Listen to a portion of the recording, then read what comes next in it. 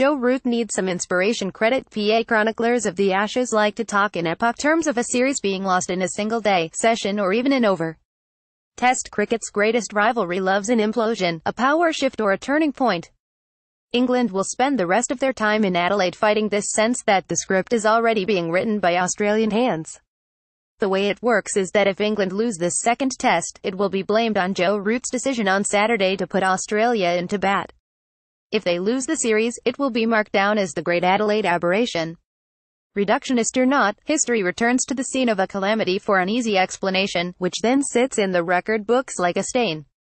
This is highly convenient for those who need a big reason to hide behind, but highly damaging to the person who made the call, in this case Root, who was left needing a heroic captain's innings to stop England going 20 down on the road to Perth. No, he wouldn't do anything differently, said Trevor Bayliss, the England coach. It's well documented that one of our challenges is taking wickets on flatter wickets. So Joe wanted to give our guys the best opportunity to take 20 wickets. It didn't work out, although I thought we bowled pretty well. Look, it wasn't an easy decision. It wasn't taken lightly. But for us to win games, you want to take 20 wickets. We bowled pretty well and didn't get the results we deserved. Whatever the rationale, the outcome is not in dispute. England could not take 10 Australian wickets before it was their turn to bat. They needed 5 sessions and 149 overs to put 8 Australians back in the shed. About the most painful ending to such a gamble is to see the opposition declare, as Australia did on 4,428.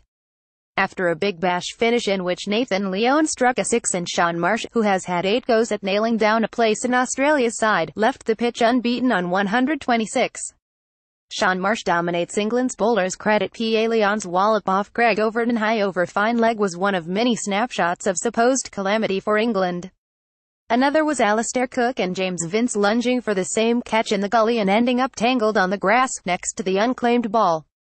Every time England looked to have gained some control over Australia's innings, along came another infernal partnership.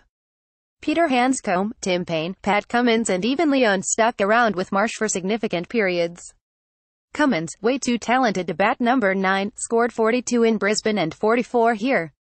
What hope do you have if the number 9 can stroke the ball around with such smooth rhythms and soft hands? Throughout this Adelaide test, with its pink ball, 50,000-plus crowds and superb amphitheatre feel, there has been a biting sense of cruelty stalking England. Plenty will say they brought it on themselves by breaking a cardinal rule and inviting Australia to bat. For England's bowlers, the false promise of having Australia 2095 mutated Paine into a long struggle to stop Steve Smith's men, piling up a crushing first innings total.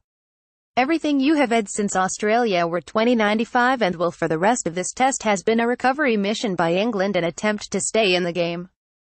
The series, even England's Ashes schedule, fixtures, dates and times. Naturally every pundit in Adelaide has been trying to find out why Root put Australia in.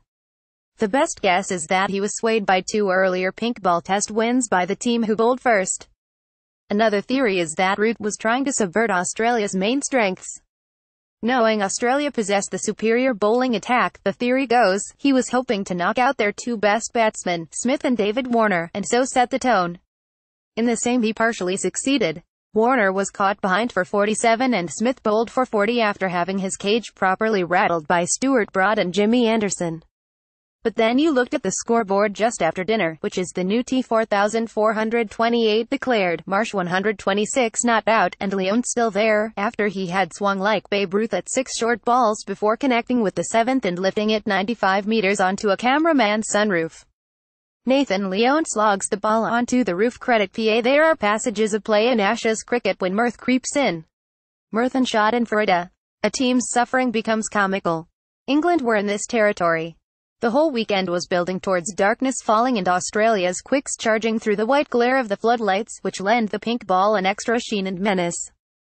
On Sunday night and for the whole of Monday, intense pressure has been heaped on England to claw back Australia's total of 442 in a test the experts believe gave them their best chance of winning between Brisbane and Perth. For Root, a place is reserved alongside Nasser Hussain at the Gabba in 2002 when he elected to bowl at Australia and led them amass 3,642 at stumps. But anyone who thinks Root's big call alone explains England's predicament on Sunday and Monday ignores the gulf in bowling attacks in Australian conditions, especially England's lack of hostile pace. In day-night cricket, Root could only hope the darkest hour comes before the dawn.